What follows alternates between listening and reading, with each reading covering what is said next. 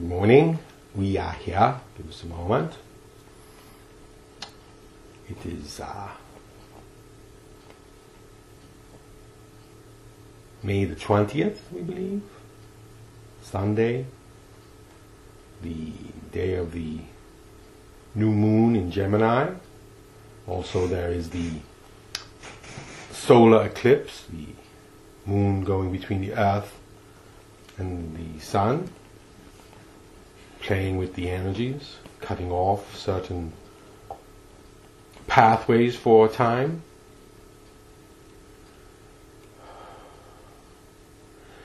We will talk a little bit about what communication, transportation, things of this sort happen at a galactic and intergalactic level. And we're going to depart a little bit from some of our normal discussions of this and that, because these are important concepts that we would like those who are listening to us to now have the clarity of understanding that our vehicle has. And so we will take a little bit of time to talk about it. You would do well to heed the axiom of the alchemist, as above, so below. The idea that the universe at large is like the big body of a being, just as your cells are the parts of your being. And there is a communication that happens throughout the entire body. And that same kind of communication happens within the galactic body, if you will. And so when parts are created, generated, grown, whatever, birthed, these parts have connections. When your own species gives birth, there is the umbilical cord. And the umbilical cord is a direct connection from mother to baby. And it can be cut, but those who know it is never really cut. The physical cord is cut, but the energetic cord stays there forever. Any mother will tell you that they have a psychic connection to their child. The father does not have it quite as strong as the mother. And so the same is true of stars, the same is true of planets. As they are birthed, they have these energetic connections back through the body universe. And these energetic connections are never really severed, but they can be diminished. And that is what occurred many, many millennia ago here on Earth.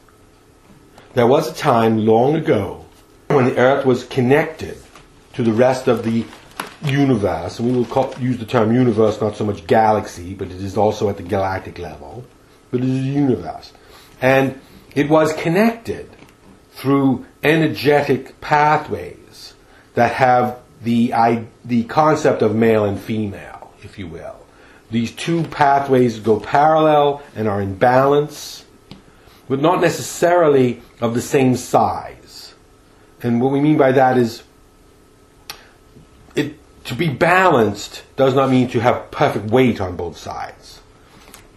If you have a handful of styrofoam or feathers in one hand and a handful of steel balls or something in the other hand, the same volume will not be the same weight. And so if you are to balance it, you would have far less of the steel balls and far more of the feathers, and that would balance that relationship. And so the same occurs at the star system level, where you have binary stars. There is a larger and a smaller star, and these binary stars are more common than you are led to believe, because your scientifics cannot see, or they are beginning to see, but they have not in the past been able to see the smaller companion stars that are with these others. Sometimes they see them and they think they are big planets like Jupiter, but they will learn even more that they are actually the other sun, the other balanced sun. And so there was a time when on Earth there were two suns in the sky. The one you call Sol today and what we would call Nova, or there's other names that it has had. And that when that was in place, communication and transportation and energies were freely able to move from the Earth to the universe at large. And this was a time when travel from star systems was easy. You could imagine you could bilocate from your home to one of the stars of the Pleiades, or one of the stars of Sirius, or the Orion Nebula, or whatever, the Orion star systems. You could travel there instantaneously, and you did it without any thought at all. And you had relationships far and wide within the universe as a whole, in the galaxy in particular. And this was facilitated because Earth was nurtured as a kind of a communication nexus, and it was seen to be very, very successful. It started to bring together many different energies, many different civilizations, as you might call them, to communicate and facilitate at Earth. Earth was like the translation place. And that is why it was important territory during what we would call the Galactic War. And so there was this desire to grab or hold on to the Earth, and to do that it was necessary to destroy one of the stars. What you might consider your asteroid belt today is the remnants of that star. And parts of it became other planets, and other planets that were around it at the time took up residence or were captured by the gravitational pull of the sun system you have today. And this is very different from what your scientifics tell you about how your solar system was created. But we are telling you, they will learn just how common binary systems are. So what this did was this sort of limited one of the two pathways and stopped the free flow of communication and also transportation. Now we say this because you are now in 2012, and there's a lot of speculation of what this means, what's going to happen. And we would say that the universe corrects problems like this. Just as your body would repair damage to a limb or something, your antibodies and your growth and your DNA would all be kicked in, and you would start to heal. In that same way, the universe can heal a star system.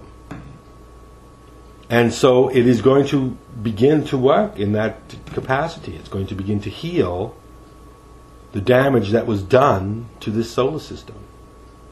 And part of that healing will be a new star. A new star to reconnect you with the universe the universe that is out there. And so, what does that mean? Well, once this star was removed, this became a very male-dominated planet, very male-dominated solar system. And occasionally, there would be attempts to build up a feminine energies, so that you could reconnect. And for a time there was some reconnection done. Atlantis was such a time. The Egyptian times was such a time. And others. But when those who think they own the planet discovered these breaches, they were quickly destroyed, discovered and destroyed. And we wouldn't say they were quickly discovered, but they were quickly destroyed after they were discovered. But when the next healing period occurs, you will find that there will be great assistance waiting. You all know about war-torn places that are considered off limits until they are recovered, and then all of this aid that has been waiting on ports and waiting on docks and in ships can all of a sudden pour into the place. Sort of thing happens sometimes when you have natural disasters. But it also happens when there are war-ravaged countries that are finally allowed the Red Cross or whatever to come in. Well, in a way, that is what is waiting to occur here on Earth. So you all talk about when are the extraterrestrials going to come to help. Part of that is waiting for the solar system Sol to heal. And once that healing process begins, then there will be an opening for much of the assistance. So right now, a lot of that assistance comes through ships, but when the energetic paths are open, you won't need ships. Just as communication now comes very easily to those like our vehicle who channel, so too will physical things be able to come very quickly when the solar system heals. And we use the word heal also in the idea that much will have to be healed. Much of the over pushing into the male will have to be healed. Much of the putting down of the feminine will have to be healed. And it is interesting to us that you are seeing this war on women occurring in the United States at this time. Why do you think that is? Why do you think there's this strong desire to push the feminine power structure back to some place of subservience, place of no liberties, to put them back in their place? It's because they know that particular expression, that particular balance, if it is ever allowed to totally come into fruition, which it will, we would say they cannot stop it, but they are trying. They know when that happens, the game is up for the male-dominated world. And so they are fighting to maintain their status as top dog. And we are here to tell them, first, being top dog isn't all it's cracked up to be. There's a lot more going on in the universe than your limited little brains have allowed you to understand. Number one. Number two, you cannot stop this flow of energy from healing this place any more than you could stop healing that happens in a person. You can't keep wounding them, but the healing will keep coming back and keep coming back until you either kill it, which hopefully is not going to happen, or you let the healing finally occur.